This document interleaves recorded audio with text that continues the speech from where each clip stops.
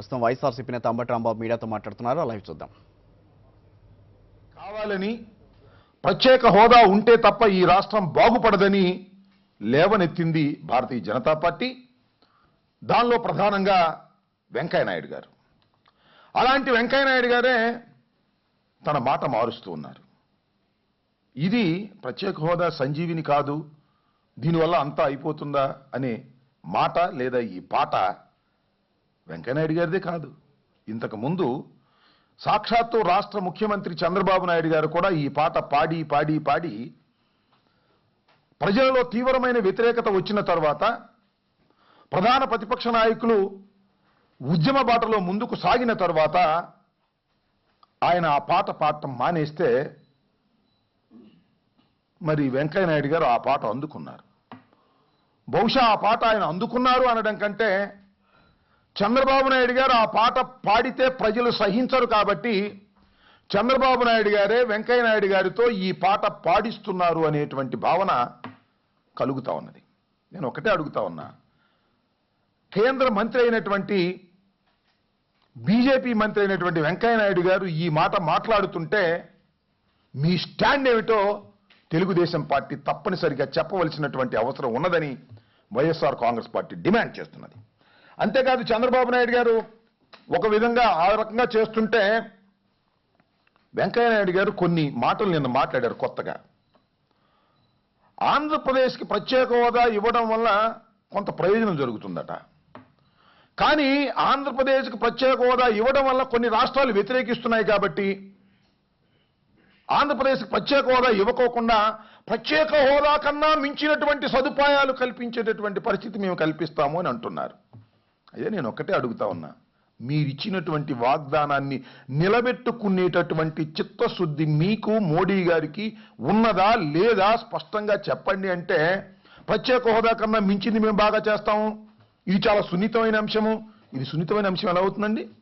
మీరు వాగ్దానం చేశారు, మేనిఫెస్టోలో పెట్టారు, మేనిఫెస్టోలో పెట్టిన తర్వాత మీరు అధికారంలోకి వచ్చారు, ఇప్పుడు ఇది సున్నితమైన అంశం అవుతుందా? ఎలా సున్నితమైన అంశం అవుతుందో చెప్పండి వెంకయ్యనాయుడు గారు, అనుభవజ్ఞులైనటువంటి వారు మీరు భారతదేశంలో. ఇది సున్నితమైన అంశమే కాదు, తప్పనిసరిగా మీరు చేయవలసినటువంటి అంశాన్ని సున్నితమైన అంశం. నేను రాజకీయం చేయదలుచుకోలేదు, రాజకీయం చేయాల్సిన అవసరం ఉందని ఇచ్చిన హామీ నిలబెట్టుకోవడానికి రాజకీయం చేయాలా? ఇవి తప్పుడు విధానాలతో ప్రజలను మభ్యపెట్టడం కోసం ఒక పిచ్చి ఆర్గ్యుమెంట్ను తీసుకొచ్చి ప్రత్యేక హోదా కన్నా మించింది మేము ఇస్తాము, అవసరం లేదు, ప్రత్యేక హోదా మాకు ఇవ్వండి, ప్రత్యేక హోదా 100కి 100 పాళ్ళు విడిపోయినటువంటి ఈ రాష్ట్రానికి సంజీవిని. అందువల్లనే చంద్రబాబు నాయుడు గారి మౌత్కి ప్లాస్టర్ వేసుకున్నారు ఈ మధ్యన. మీరు కూడా ప్లాస్టర్ వేసుకోవలసినటువంటి పరిస్థితిని 13 జిల్లాల ఆంధ్ర రాష్ట్ర ప్రజలు తీసుకొచ్చేదాకా తెచ్చుకోకండి. ప్రత్యేక హోదాని ప్రకటించండి తప్ప ప్రత్యేక హోదా లాంటిదే ఇస్తాము, ప్రత్యేక హోదా కన్నా గొప్పగా ఇస్తాము, ఈ సమస్యను పరిష్కరిస్తాము, ఇలాంటి మాటలు చెప్పి, ఇలాంటి ఆర్గ్యుమెంట్ చెప్పి ఆంధ్ర రాష్ట్ర ప్రజలని మోసం చేయడానికి ప్రయత్నం చేస్తే ఆంధ్ర రాష్ట్ర ప్రజలు సహించడానికి సిద్ధంగా లేరనేటువంటి అంశాన్ని దయచేసి వెంకయ్యనాయుడు గారు, భారతీయ జనతా పార్టీ గమనించాలని ఈ సందర్భంగా వైఎస్ఆర్ కాంగ్రెస్ పార్టీ కోరుకుంటుంది. ఇక రెండో అంశం ఏమిటంటే, ఈరోజే మా పార్టీ ప్రతినిధి బృందం కూడా విజయవాడ వెళ్ళి ఎక్కడైతే మహాత్మా గాంధీ గారి విగ్రహాన్ని కూల్చి కాలువలో పడవేశారో ఆ ప్రాంతానికి వెళ్ళి అక్కడ సందర్శించి మా నాయకులు అక్కడ మాట్లాడి రావడానికి వాళ్ళ ప్రతినిధి బృందం కూడా వెళ్ళింది. ఇంకొక అంశం ఏమిటంటే, రేపు భారత స్వాతంత్ర పోరాటంలో అతి కీలకమైనటువంటి రోజు. 1942లో ముంబైలో క్విట్ ఇండియా తీర్మానం చేసి మహాత్మా గాంధీ గారు ఒక స్లోగన్ ఇచ్చారు. భారతదేశానికి స్వాతంత్రాన్ని తెచ్చుకోవలసినటువంటి బాధ్యత ప్రతి పౌరుడి మీద ఉన్నది. మన భవిష్యత్తుని మనమే నిర్ణయించుకోవలసినటువంటి సమయం ఆసన్నమైంది. క్విట్ ఇండియా, విదేశస్తులు భారతదేశాన్ని వదిలిపెట్టి వెళ్లేంత వరకు పోరాటం చేయవలసినటువంటి అవసరం ఉన్నది అని నినదించినటువంటి రోజు. ఎందుకు ఈ విషయాన్ని చెప్తున్నానంటే, భారతదేశానికి స్వాతంత్రాన్ని సమపార్జించటంలో మహాత్మా గాంధీ గారు చేసినటువంటి త్యాగం కానీ ఆయన విధానం కానీ భారతదేశంలో మాత్రమే కాదు, ప్రపంచ దేశాలలోనే పేరు ప్రఖ్యాతులు గాంచినటువంటి విధానం. ఒక చెంప కొడితే మరొక చెంప చూపించమన్నారు. అహింసాయుతంగా శాంతియుతంగా పోరాటం చేయాలనేటువంటి ఒక నూతన అధ్యాయాన్ని తెరిచినటువంటి మహానుభావుడు మహాత్మా గాంధీ. మహాత్మా గాంధీ గారిని ఆ తరువాత ప్రపంచ దేశాలు గుర్తించాయి.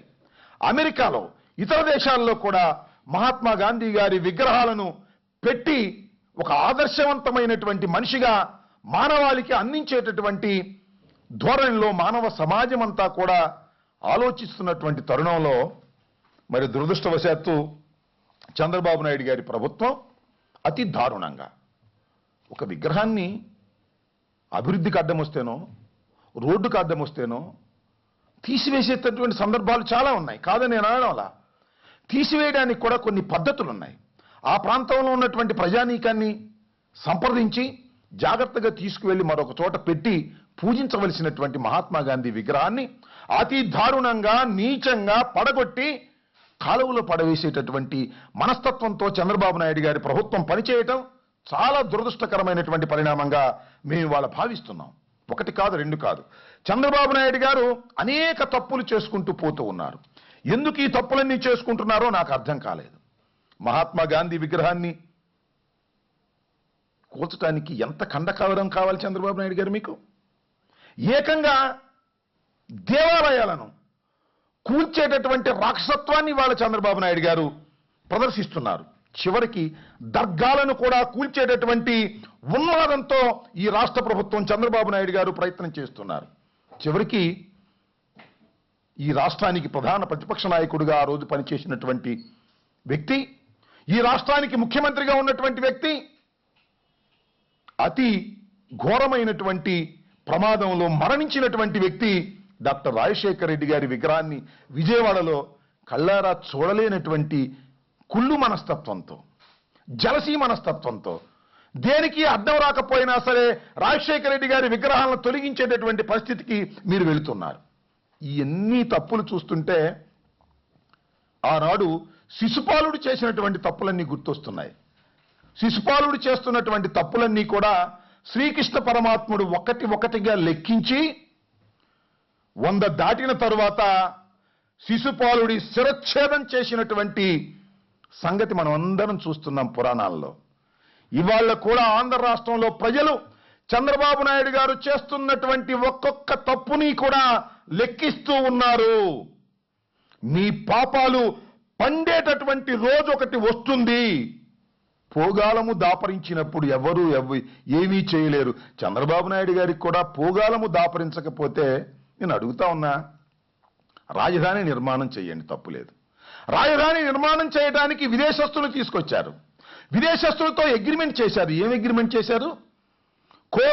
కోర్ క్యాపిటల్కు ఉన్నటువంటి పరిసర ప్రాంతాలలో దేవాలయాలు ఉండకూడదు, మసీదులు ఉండకూడదు, శ్మశానాలు ఉండకూడదు, ఏమీ లేకోకుండా ఖాళీ చేసి వెళ్ళాలనేటువంటి ఒకే ఒక్క అగ్రిమెంట్ వల్ల ఇవాళ దేవాలయాలు ఎన్నో వేల సంవత్సరాల నుంచి ఉన్నటువంటి దేవాలయాలు కూల్చేటటువంటి అతి దారుణమైనటువంటి పరిస్థితికి వాళ్ళ మీరు తీసుకొస్తున్నారంటే ఏం జరుగుతుంది ఈ రాష్ట్రంలో?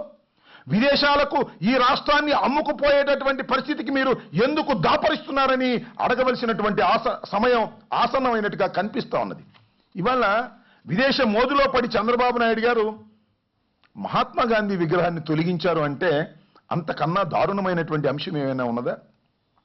చివరికి చంద్రబాబు నాయుడు గారు ఏ విగ్రహాలు పెట్టాలనుకుంటున్నాడు అక్కడ? మహాత్మా గాంధీవి, రాజశేఖర రెడ్డి గారివి దేవాలయాలు అన్నీ కూల్చి విదేశస్తుల విగ్రహాలు ఏమైనా రాజధాని నడిబొడ్డులో పెట్టాలనేటువంటి ఒక దుర్బుద్ధితో మీరు వ్యవహరిస్తున్నారా? ఆ రోజున మహాత్మా గాంధీ ఏ విధంగా క్విట్ ఇండియా అని ఇతర దేశస్తుల్ని బయటకు పంపేటటువంటి ప్రయత్నం చేశారో ఇవాళ విదేశస్తుల తొత్తులైనటువంటి మిమ్మల్ని కూడా క్విట్ ఆంధ్రప్రదేశ్ అనేటటువంటి పరిస్థితి తెచ్చుకోవద్దని మనం చేస్తున్నాం. స్వదేశీ దొంగలారా క్విట్ ఆంధ్రప్రదేశ్ చంద్రబాబు నాయుడు గారు అని అనవలసినటువంటి పరిస్థితి వాళ్ళ రాష్ట్రంలో పరిస్థితులు అలా కనిపిస్తా ఉన్నాయి. చంద్రబాబు నాయుడు గారు ఇవాళ జరుగుతున్నటువంటి తీరు చూస్తుంటే ఎంత దౌర్భాగ్యంగా ఉన్నది అంటే, నిజంగా 6 కోట్ల ప్రజలకి విదేశీ రాజధాని, విదేశాలకు పాదాక్రాంతం చేస్తున్నటువంటి వ్యక్తి 6 కోట్ల ప్రజలకు ముఖ్యమంత్రి. మహాత్మా గాంధీని అతి దారుణంగా విగ్రహాన్ని కూల్చినటువంటి వ్యక్తి 6 కోట్ల ప్రజలకు ముఖ్యమంత్రి. దేవాలయాలు విచక్షణంగా కూల్చివేసినటువంటి వ్యక్తి 6 కోట్ల ప్రజలకు ముఖ్యమంత్రి. దర్గాలు కూల్చినటువంటి వ్యక్తి, 10 లక్షల ఎకరాలు రైతుల యొక్క పొలాలు లాక్కొని విదేశాలకు ధారాదత్తం చేస్తున్నటువంటి వ్యక్తి 6 కోట్ల ప్రజలకు ముఖ్యమంత్రి. చిచ్చి అనేటటువంటి దశకు ఇవాళ వెళుతున్నది ఈ రాష్ట్రం.